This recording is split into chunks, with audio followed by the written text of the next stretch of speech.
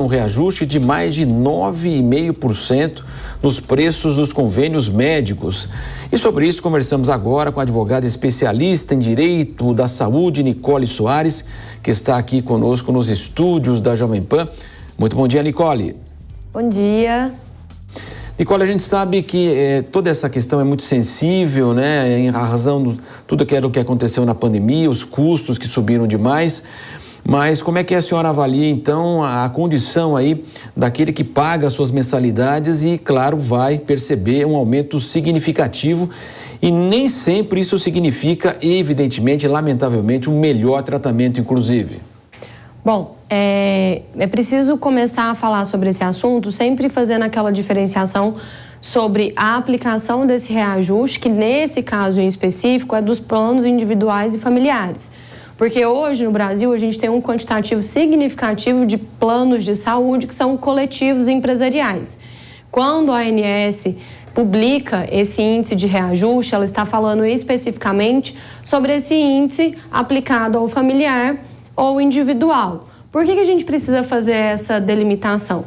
Porque em muitos momentos as pessoas acabam optando por esse plano individual familiar, até por não ter como fazer a contratação do coletivo, e acham que isso é uma desvantagem, mas por ter essa fixação desse índice, quando na verdade esse reajuste nos planos coletivos, ele é feito avaliando uma série de outros fatores, inclusive um fator que a gente tem um nome específico, que é a sinistralidade, que depende de cada grupo.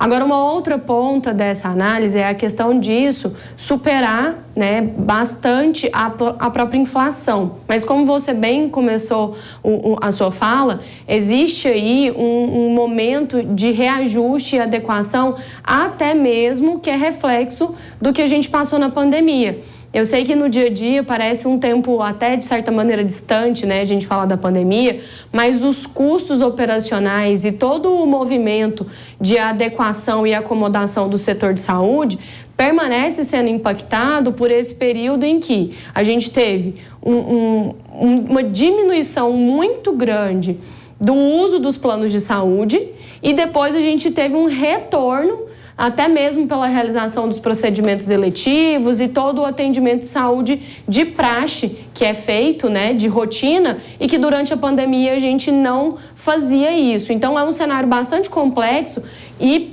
com certeza para o consumidor isso acaba pesando bastante.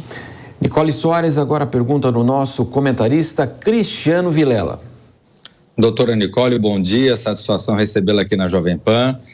Você fez uma distinção entre o plano de saúde individual e o plano de saúde empresarial, né? Hoje nós temos no Brasil uma ampliação muito grande do plano empresarial, até por conta da ampliação dos CNPJs, né? Das pessoas que acabam trabalhando numa forma de CNPJ e que acabam com isso conseguindo fazer planos através da modalidade empresarial. Nesse formato, como se dá o aumento de preço? Ele não segue esse tabelamento? Ele segue alguma outra forma de tabelamento? Como é que funciona? A gente tem a mesma sistemática dos reajustes anuais e os reajustes por aniversário, mas esse índice que é publicado pela ANS, ele não é aplicado nos planos coletivos, porque essa avaliação de quanto é necessário aumentar para reajustar esse plano é feito tendo como base também a própria utilização por parte dos beneficiários. De uma maneira muito simples, dentro de um coletivo de vidas, que é o que a gente chama nos planos de saúde, né? Você precisa analisar o quanto se gastou ali para que se faça essa avaliação. Como os planos individuais, essa avaliação é feita pela ANS, ela pega o grupo todo de vidas dos planos individuais e familiares e faz essa avaliação e publica esse índice. Nos planos coletivos, você tem uma série de outros fatores que podem impactar. Um exemplo, você falou das empresas, mas um exemplo muito simples de se compreender é, imagine uma empresa que vai trazer ali para um plano de saúde um número expressivo de vidas. Ela vai conseguir negociar condições que podem ser, de imediato, mais vantajosas até financeiramente. E esses reajustes vão ser feitos com base nessas negociações. Por isso, essa diferenciação. Agora, um ponto que é sempre importante trazer para o consumidor, e a gente muitas vezes contrata o plano de saúde e não sabe muito bem como ele funciona, é que esses planos coletivos, eles podem acabar tendo um reajuste até maior do que o do plano individual. Então, assim, tudo isso tem que ser avaliado, porque quando a gente fala de contratação de plano de saúde, é uma divisão de risco. Quando é coletivo, se houver uma utilização expressiva ali, esse custo vai ser dividido para todos que estão ali dentro daquele grupo. Quando são os individuais familiares, esse cálculo é feito de maneira ampla pela ANS, porque é ela que conduz e controla essa aplicação do reajuste. Agora, Nicole, lamentavelmente muitas pessoas não estão conseguindo pagar mais os planos, justamente na idade mais avançada, inclusive, que é onde há naturalmente uma maior necessidade da sua utilização. Muitas restrições também têm sido aplicadas agora nos planos, como a senhora disse, 9% acima da inflação, mas ao que tudo indica, ninguém está satisfeito, né? Os planos não estão satisfeitos com o valor, evidentemente que os consumidores também não, ou seja, não tem nenhuma parte aí está feliz em relação à utilização dos planos. Olha, esse é até um tema que, se eu pudesse, eu ficaria falando aqui, porque eu acho que a gente tem um contexto social muito forte diante da utilização de planos de saúde e do próprio setor de saúde, que precisa sempre ser trazido para essa discussão e que muitas vezes as pessoas não têm essa clareza. Então, nós vivemos num país em que a gente tem um sistema de saúde suplementar, que é isso que a gente está tratando dos planos de saúde, e um sistema único de saúde que é de acesso universal. Sempre há esse desconforto por parte daquele que faz o pagamento, né, que está no sistema de saúde suplementar, ao pensar que faço o pagamento e não consigo acessar aquele serviço de saúde no padrão que eu gostaria.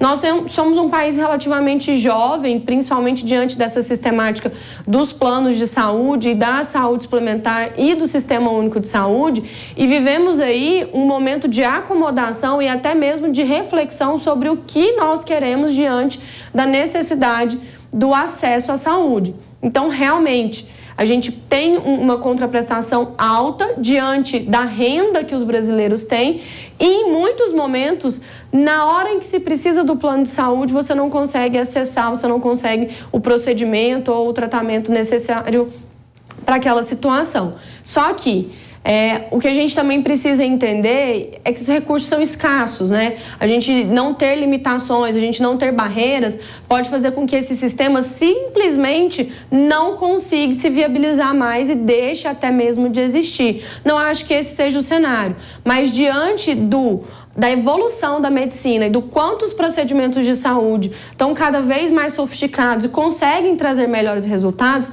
a saúde está cada vez mais cara. E qual seria, né, uma solução para isso? Parece algo simples, mas não é, que é justamente a prevenção. A melhor alternativa para a gente diminuir o custo da saúde é não adoecer. Então, os planos de saúde, eles vão começar a ter que trabalhar nessa sistemática em que o próprio beneficiário tem esse cuidado para não adoecer, para se prevenir, porque se todo mundo adoecer, é inviável tratar a saúde de todo mundo, principalmente tendo como referência esse padrão de atendimento que nós gostaríamos de ter. Nós agradecemos a participação aqui nos estúdios da Jovem Pan, da advogada especialista em direito da saúde, Nicole Soares. Muito obrigado, viu, Nicole? Muito obrigada, eu que agradeço. Muito bem.